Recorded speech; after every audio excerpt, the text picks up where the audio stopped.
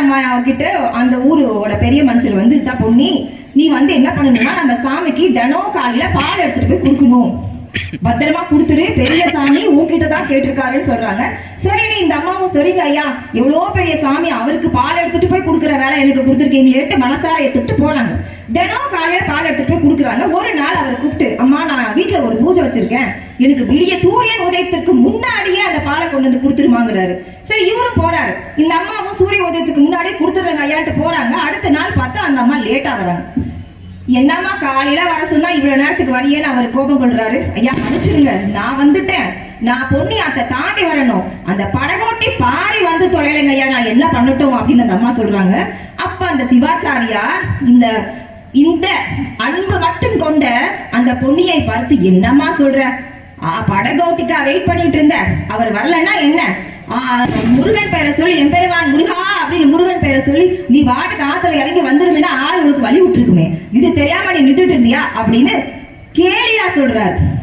ஆனா அந்த அம்மா என்னதையா சொல்றீங்க, முருகான்னு சொல்லிட்டு நான் ஆத்துல கால் வச்சிருந்தா ஆள் வழி விட்டுருக்குமா, எனக்கு தெரியாம போச்சுங்களே ஐயா, நான் எழுந்து நான் அப்படியே கொண்டு வந்து கொடுத்துட்றேங்க ஐயா அப்படின்னு சொல்லிட்டு அந்த அம்மா போடுறாங்க. அப்புறம் ஒரு மாசம் காலையில நேரமா பால் எடுத்துட்டு வந்து கொடுத்துட்றாங்க. ஒரு மாசம் முடிஞ்சு அந்த அந்த சிவாச்சாரியார் அவங்களுக்கு காசு கொடுக்குறாங்க.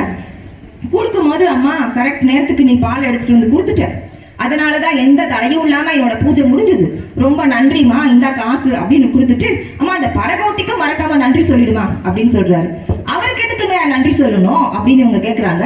என்னம்மா அவர் தானே உங்களை சீக்கிரமா காலையில கொண்டு வந்து விட்டாரு அப்படின்னு சொன்னதுக்கு அந்த அம்மா சொல்றாங்க, என்னங்கய்யா தெரியாத மாதிரி கேக்குறீங்க, நீங்க தானே எனக்கு மந்திரம் சொல்லி கொடுத்தீங்க, முருகா அப்படின்னு சொல்லிட்டு ஆத்துல காலை எடுத்த வச்சு நடந்தா ஆரே வழி விடுன்னு சொன்னீங்கல்ல, அப்படிதாங்க ஐயா நான் ஒரு மாசம் வந்தேன், அந்த பாரி வரவே இல்லைங்க ஐயா படகோட்டி அப்படின்னு சொல்லும் போது இவருக்கு ஒண்ணு புரியல. இந்த அம்மா நம்மளை கிண்டல் பண்ணுதா அப்படின்னு நினைச்சுக்கிட்டு நிஜமா தான் சொல்றியான்னு கேக்குறாங்க. ஆமான்னு சொல்றாங்க.